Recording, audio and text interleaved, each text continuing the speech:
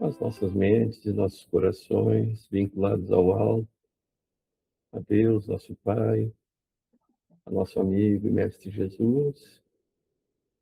Pedimos a Ele o amparo e a proteção para esse momento em que estamos reunidos em Seu nome, estudando a doutrina dos Espíritos, sabedores que essa luz, que é o Espiritismo, que entrou em nossa vida, veio para nos auxiliar, a pavimentar nosso caminho e fazer com que encarássemos com mais tranquilidade, em paz, todos os percalços que porventura venham surgir em nossas vidas e consigamos os temas aqui abordados, entendê-los com maior clareza e que consigamos colocá-los em prática no nosso dia a dia, para que possamos assim evoluirmos, caminharmos em direção ao alto, em direção ao Pai, com firmeza, com passo firme, sabedores de que essa doutrina é a luz que ilumina o nosso caminho. Estão iniciados nossos trabalhos, e assim seja. Seja alegre, procurando fazer todo o bem que puder, nos dias em que permanecer na face da terra. Espalhe em torno de si esmolas de conforto, palavras de caridade, sorrisos de felicidade.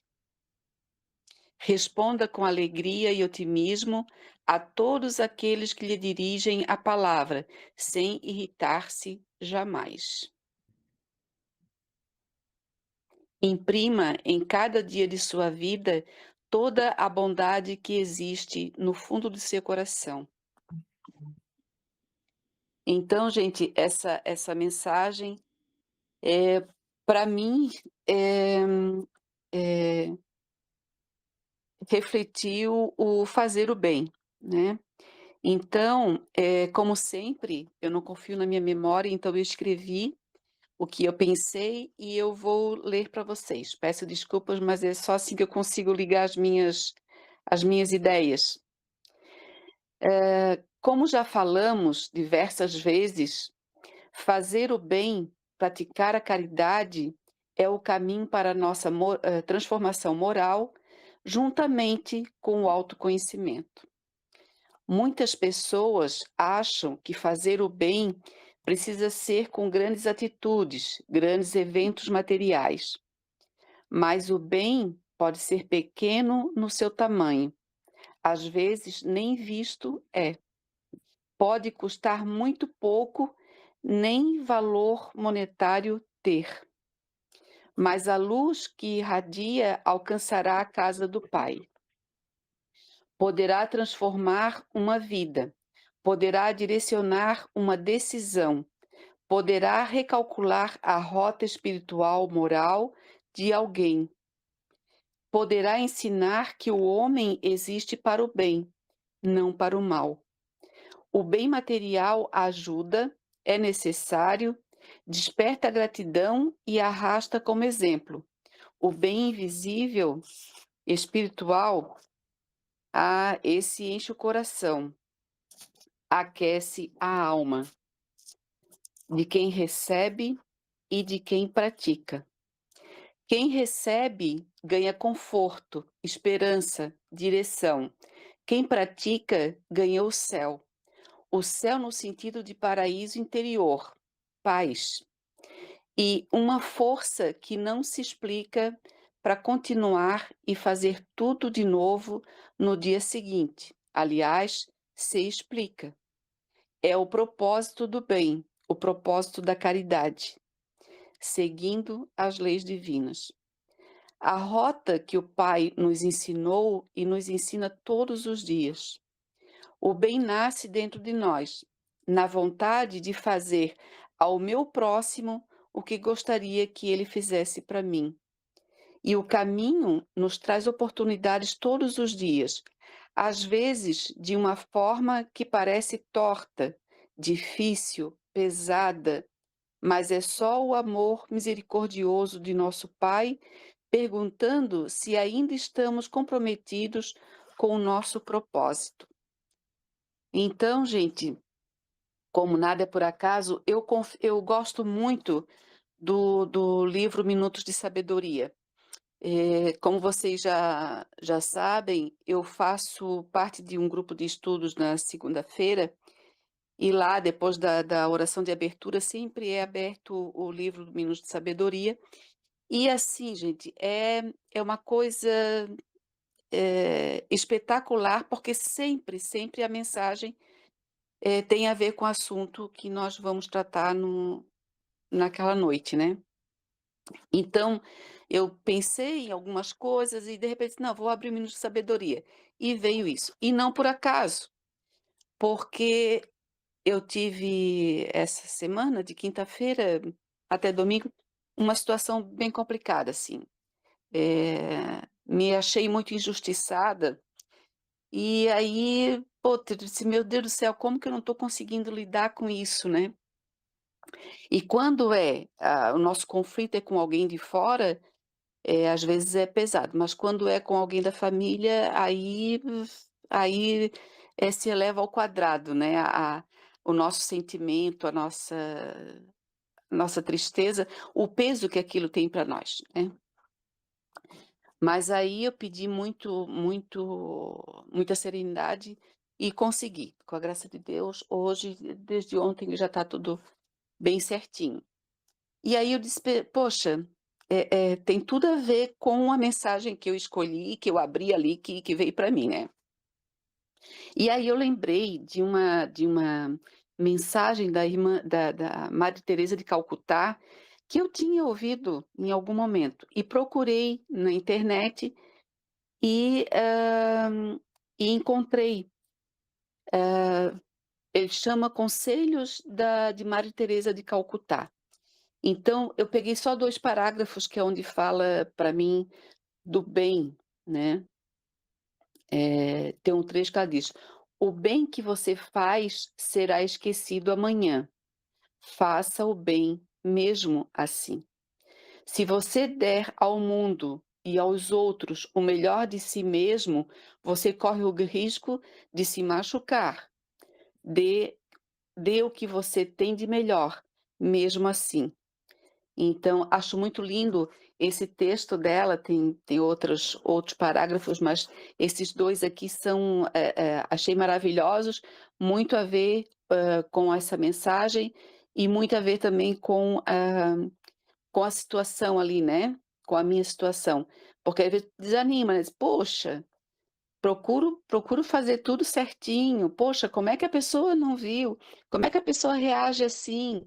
E na verdade tu tem que fazer, porque é isso que nasce dentro do nosso coração, sempre fazer da melhor forma possível, e a reação do outro é dele, é uma limitação dele, ou é a forma como ele vê, e isso tem que ser respeitado, né. Então achei assim, tudo veio se encaixando muito bem. Aí, para continuar, eu, vi uma entrevista do Elarrat. E ele fala sobre a Revista Espírita de agosto de 1863, onde o Allan Kardec fala sobre os 5 degraus da caridade. Então, o primeiro degrau, deve ser exercido com os cônjuges e os filhos. Devem ser os primeiros a ter o nosso cuidado e atenção.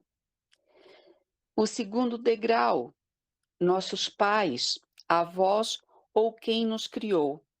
O terceiro degrau, nossos irmãos consanguíneos. O quarto degrau, nossos amigos.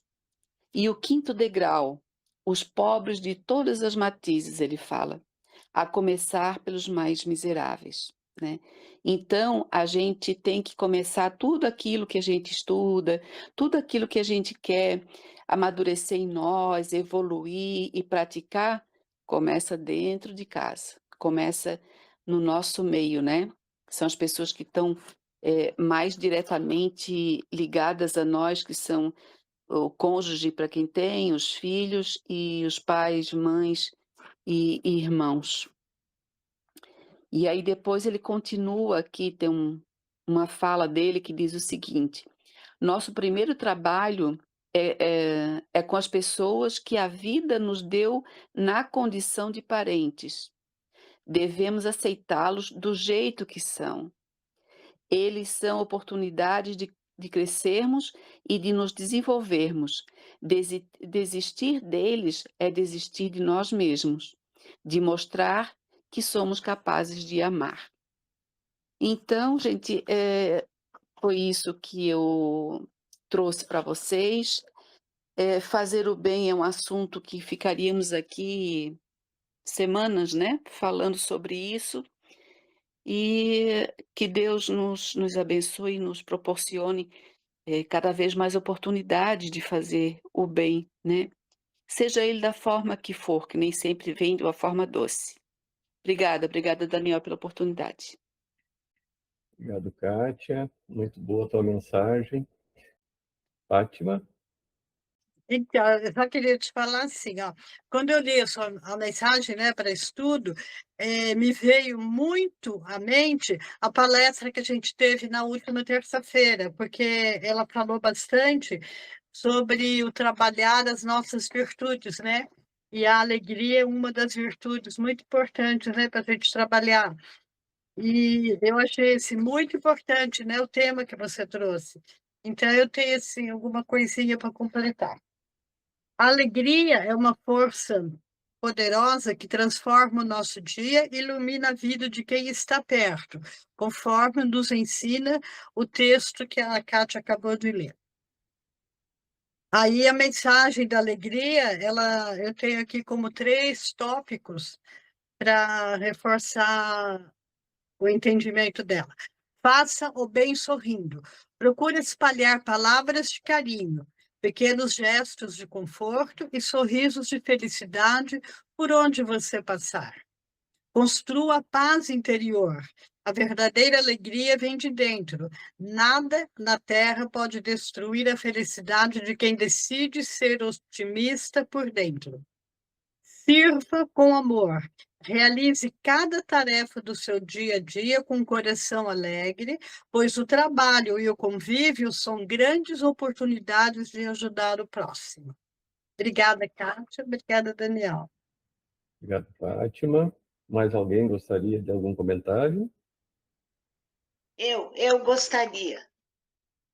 Obrigada, Kátia. Maravilhoso teu pensamento.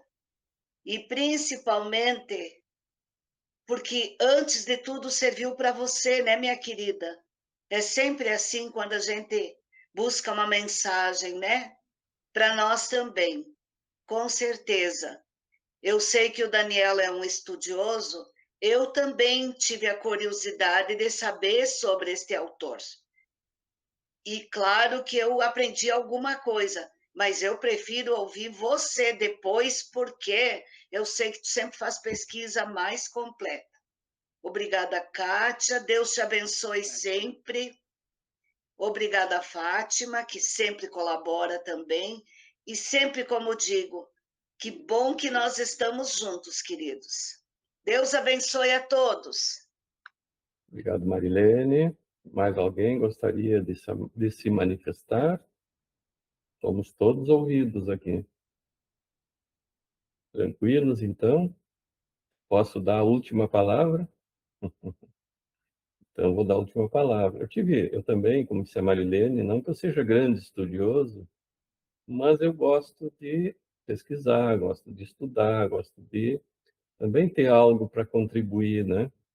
Então, eu fui dar uma olhada, assim, até eu fui item por item dessa mensagem, procurando ver o que dizer, né, sobre ela, e eu entendo, assim, que essa mensagem, ela procura demonstrar a importância de manter a amizade, de retribuir o bem com gratidão, que procuremos evitar a ingratidão em relação àqueles que nos auxiliam, como devemos valorizar e conservar os amigos, retribuir com carinho os benefícios recebidos, não magoar e evitar ferir quem se sacrificou pela nossa alegria, não é? Então, essa mensagem é de uma reflexão profunda. Ela é um convite a viver uma vida com propósito, com altruísmo, com leveza, e ela sintetiza uma filosofia de existência focada no impacto positivo e na gratidão pelo tempo presente. Ela nos mostra, nos diz que devemos espalhar conforto e caridade e alegria em nosso cotidiano. Isso representa uma das formas mais puras e acessíveis de transformar o mundo ao nosso redor. Então, esse conceito de empatia é a visão espírita sobre a caridade moral, que mostra que o impacto positivo na vida de alguém não depende de recursos financeiros. Espalhar conforto, caridade e alegria em nosso cotidiano representam uma das formas mais puras e acessíveis de transformar o mundo ao nosso redor. Então, responder a todos com alegria e otimismo, sem jamais se irritar, é um dos caminhos mais nobres para transformar o ambiente ao nosso redor e cultivar a paz, a nossa paz interior. Então, essa atitude não significa mascarar dificuldades, mas escolher focar nossa atenção nas soluções do lado bom da vida. A resposta positiva tem poder, é alegria magnética. Quando respondemos a alguém com entusiasmo, imediatamente elevamos a energia de todos aqueles que nos cercam.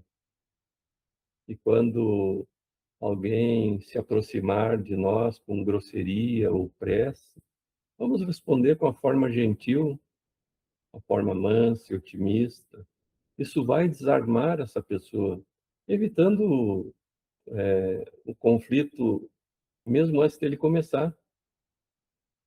Então, assim, as pessoas se sentirão acolhidas e validadas ao conversar conosco. Assim, protegeremos também a nossa saúde mental e física. Então, o otimismo vai atrair oportunidades em todos os caminhos profissionais, pessoais e espirituais. Todos preferem viver com quem se foca no bem, quem está focado no bem. Porém, tudo isso exige o quê? Paciência, treino e empatia. E cada um de nós oferece aquilo que carrega no coração. Então, imprimir a bondade no dia a dia significa transformar sentimentos bons em ações reais, como sorrisos, ajuda ao próximo, palavras de conforto, pequenos gestos diários, como dar um bom dia, uma escuta atenta ou um abraço, muda o dia de alguém que nos procura, que conosco convive, enfim, que venha ter algo de bom a nosso respeito. Então, fazer o bem todos os dias cria uma rotina de paz e luz ao nosso redor. Então, quanto mais nós doarmos amor, mais nosso próprio coração se enche de alegria. Então, devemos praticar atos de bondade. Vamos olhar para as pessoas com empatia e paciência. Ajudemos quem precisa, sem esperar nada em troca.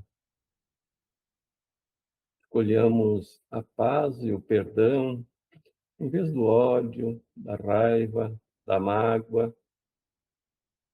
Então, pessoal, esse é o meu comentário sobre a mensagem, foi o que me veio. E até eu queria dizer para a Kátia que eu também faço umas colinhas, Kátia, também não gravo tudo assim. Alguém gostaria de mais algum comentário? Pois então, eu escutando você falar e pensando, né, aqui comigo, como foi falado, como a Kátia falou tão bem também. Obrigado, Kátia, por tudo, sempre pelas palavras sempre tão bem colocadas como você faz, né? A Maria de Fátima, tudo. A dona Marilene, seu Edgar, você também, Daniel. Então, é bem que nem diz, né? A família, a nossa família é o cadinho onde a gente começa a nossa evolução, né? O nosso preparo na paciência, na benevolência, né? Porque não é porque são filhos, netos, irmãos, sobrinhos, que eles estejam no mesmo estágio, né, evolutivo que a gente. Então, o quanto é importante saber receber críticas, receber aquilo que o outro tem para dar, né? Que nem sempre seria aquilo que nós, a nossa opinião no caso, seria aquilo que nós faríamos, né?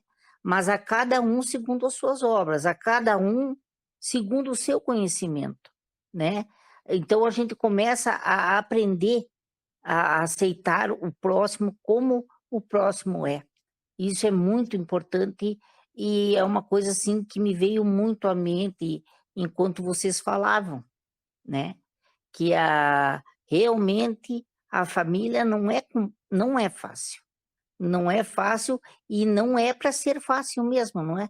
Porque às vezes vem uma pessoa dentro da família da gente que precisa mais de ajuda e vem aquele que veio para auxiliar a todos, quem sabe, não só a um, né?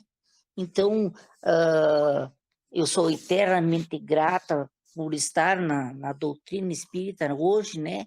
E ter o pouco de entendimento que eu tenho para saber passar pelas situações que a gente tem que passar, né? Porque, como dizia Chico, tudo passa. Tudo passa. Nada é permanente, nada é uma coisa só, né?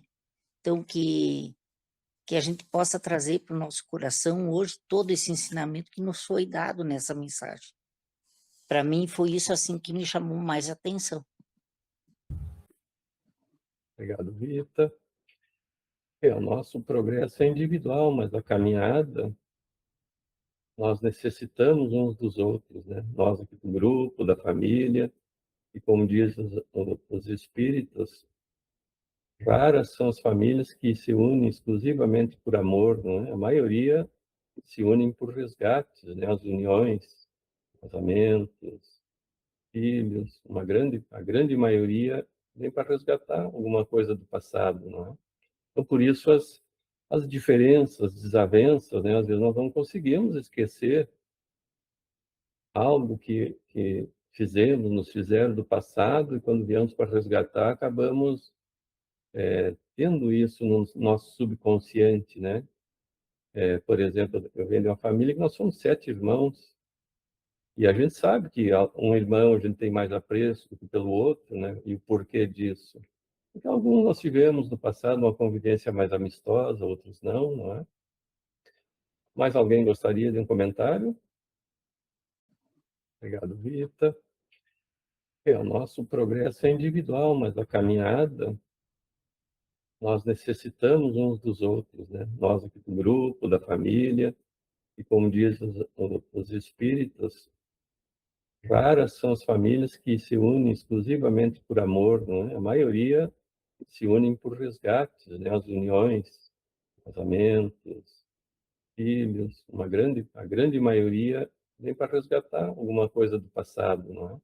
Então, por isso, as diferenças, desavenças, né? Às vezes nós não conseguimos esquecer algo que fizemos, nos fizeram do passado, e quando viemos para resgatar, acabamos tendo isso no nosso subconsciente, né? Por exemplo, eu venho de uma família que nós somos 7 irmãos, e a gente sabe que um irmão a gente tem mais apreço do que pelo outro, né? E o porquê disso? Então, alguns nós tivemos no passado uma convivência mais amistosa, outros não, não é? Mais alguém gostaria de um comentário? Resumindo tudo isso aí, né, Daniel? A grande fase das nossas vidas sobre esse tema é a reforma íntima, né? É verdade, essa é verdade. Nós tentarmos, eu estou lutando faz quase 40 anos que eu estou lutando para ver se eu consigo se eu consigo chegar aos primeiro, antes até visualizar o primeiro degrau primeiro, da humildade. É o primeiro degrau que nós temos que correr atrás, né?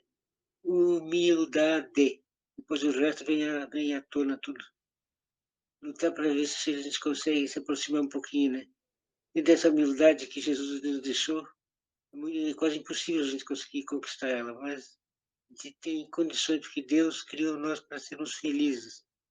Nos deu as ferramentas para nós lutarmos para conseguir esses efeitos de nossa vida, para mudar a nossa vida. Então, o que falta para nós? Boa vontade, amorosidade, tudo que vocês falaram aí, a Kátia, grande Kátia, a Fátima, e você, Daniel, também, como estudante, você pesquisa bastante, nos traz grandes conhecimentos, só falta a gente também seguir esses teu roteiro aí, que a gente pesquisar mais, né? A gente poder ter respostas necessárias que a gente precisa. O resto acontece natural. Faça o bem, não faça o mal, acontece ao natural.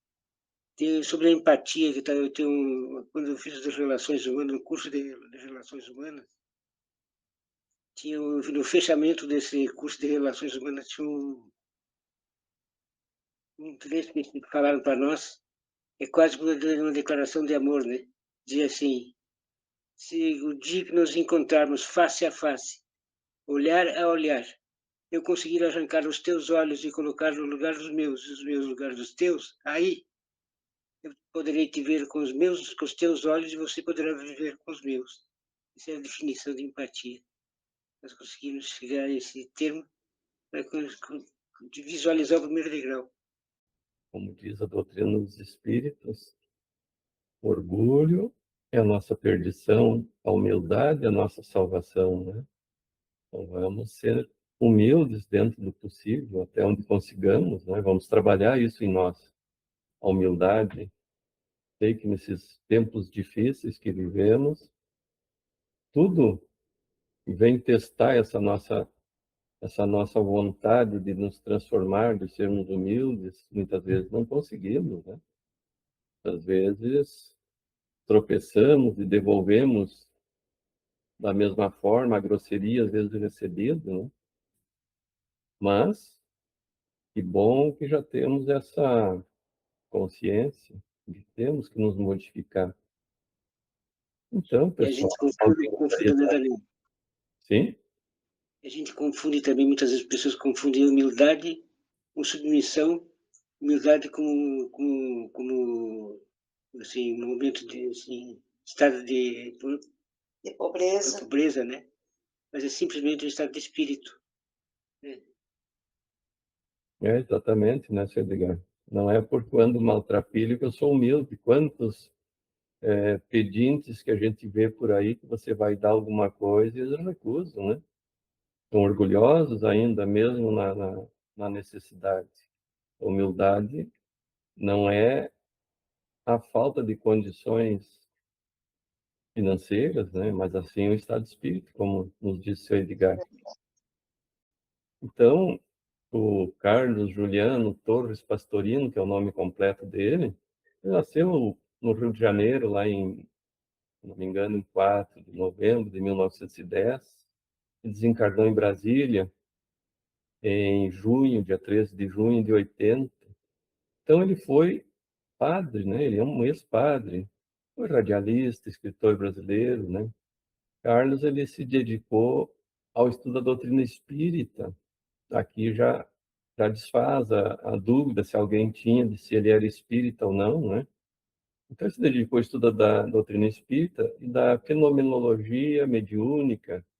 E ele, como escritor, então, ele tem principalmente esse Minuto de Sabedoria, que ele se tornou um best-seller de autoajuda, né, no Brasil.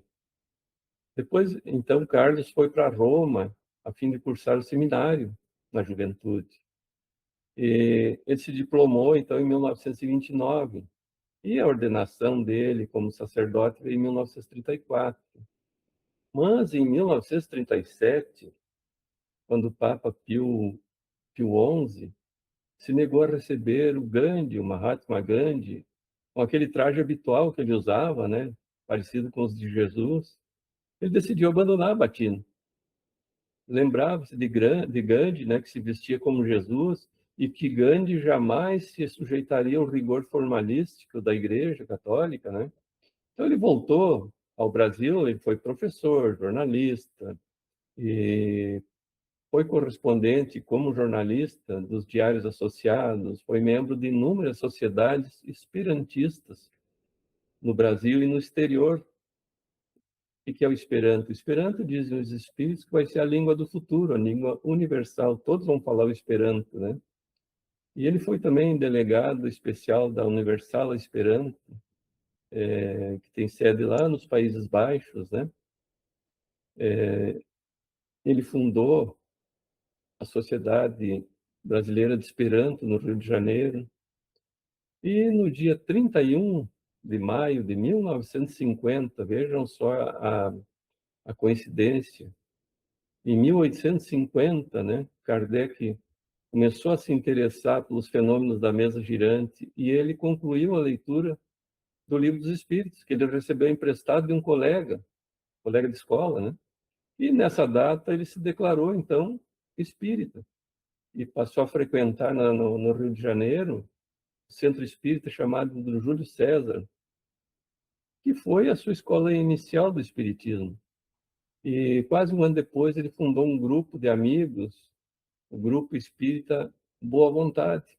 Mas ele mais adiante renomeou esse grupo como Grupo de Estudos Espíritos, que mais tarde, acho que todos já ouviram falar nessa casa espírita, né?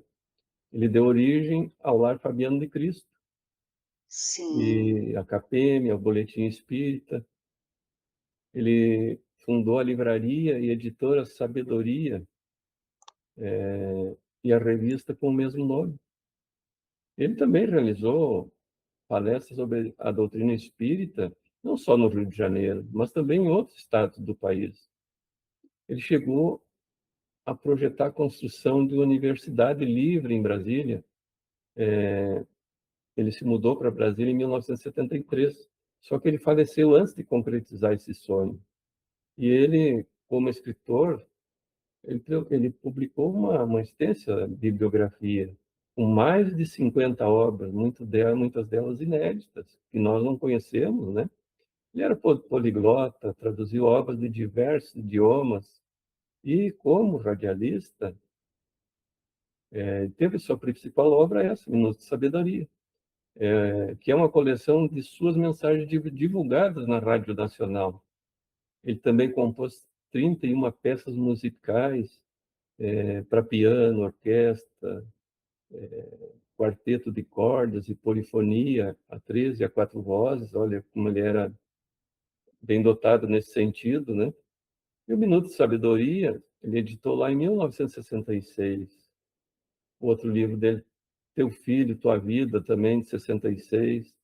Tua Mente, Tua Vida, de 66. Técnica da Mediunidade, em 68. O Evangelho, Sabedoria do Evangelho, Minutos de Luz, psicografado por Ariston Santana Teles. Por que psicografado? Porque em 86 ele já tinha desencarnado, ele desencarnou em 1980. Então, através de um médium, ele trouxe esse livro. Impermanência, Imortalidade, psicografia de Divaldo Franco, olha, em 2004. E o livro de Minutos de Sabedoria, então, ele já ultrapassa a marca de 9 milhões de exemplares vendidos. Ele foi, por 2 anos consecutivos, um dos livros mais vendidos. A obra, no início, como Chico Xavier, como Divaldo, ela foi destinada a subsidiar os trabalhos de assistenciais, educativos dele. Mas, após o desencarne, a família entrou com ação na justiça e os direitos desses livros passaram para os herdeiros. Então, hoje, são os herdeiros que recebem os direitos desse livro, do Pastorino, principalmente, e no Sabedoria, porque é um livro muito vendido, né? Infelizmente, a família não entendeu, né, a grandeza da obra, não é?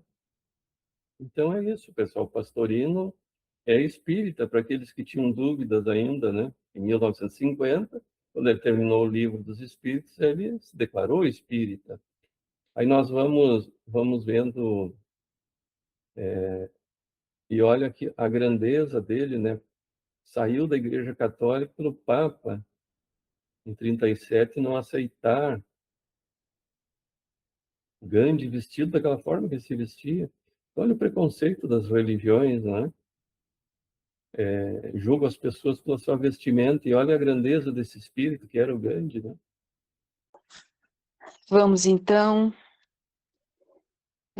nesse dia de tanto aprendizado, de tanta reflexão, agradecer a espiritualidade bondosa e amiga, ao nosso mentor Miramês, todos os espíritos que sempre nos acompanham, que participam da nossa reunião, que nós sejamos intuídos pelo nosso anjo da guarda, pelo nosso protetor, pelos nossos mentores, todos os dias, a refletirmos sobre o que fazemos, sobre como fazemos, pedir auxílio no nosso passo para a evolução moral e espiritual, que sejamos muito protegidos de todos os males, principalmente aqueles que existem dentro de nós. Seguimos então, que tenhamos todos uma semana abençoada, uma semana com saúde, com proteção, com luz, que possamos estar na próxima terça-feira, todos aqui, todos bem, com a graça de bom Deus. Que Deus permita que sejamos sempre abençoados com a informação, com o aprendizado, com a reflexão para o bem. Que assim seja, Senhor.